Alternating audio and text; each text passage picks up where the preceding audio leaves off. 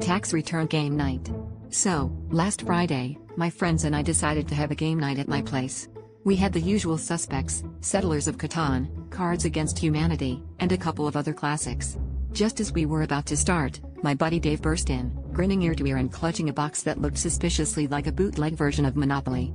"Guys, you have to try this new board game I brought. It's a total game changer," he said, with all the enthusiasm of someone who just discovered the cure for boredom. Naturally, we were intrigued. Dave was known for his eccentric taste in games, and we figured this would be another quirky addition. We opened the box, and instead of the usual game pieces and board, there was a hefty stack of papers. "Wow, this is new," I said, as I picked up what seemed to be a playing card but turned out to be a W-2 form. We laughed it off, thinking it was some kind of elaborate setup for a joke. But then Dave started explaining the rules with the seriousness of an IRS auditor, and things got weird.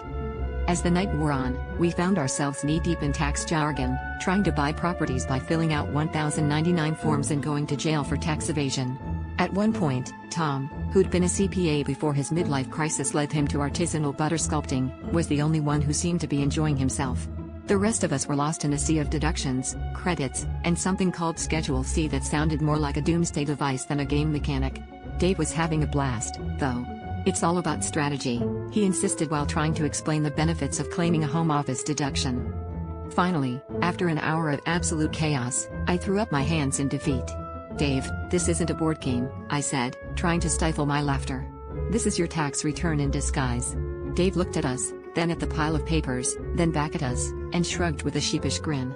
"Well," he said, "I guess I wanted to make filing taxes a bit more deductible." And with that, our game night became the most unexpectedly taxing evening we'd ever had.